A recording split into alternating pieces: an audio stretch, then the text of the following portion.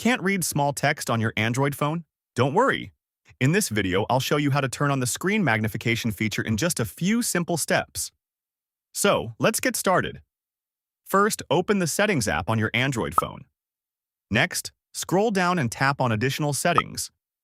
Now, scroll down slightly and tap on Accessibility.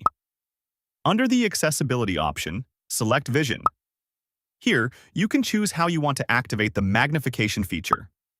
First, let's set up a shortcut for easy access. Tap on Magnification Shortcut and select the Accessibility button option. Now, tap on Magnification Type.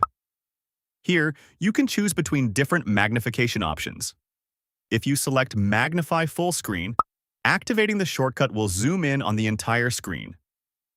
Alternatively, you can choose to magnify only part of the screen. When you activate this option, a magnification window will appear on your screen. You can move the window around to zoom in on specific text or details while the rest of the screen remains normal. You can also adjust the zoom level and change the size of the magnification window. And that's it.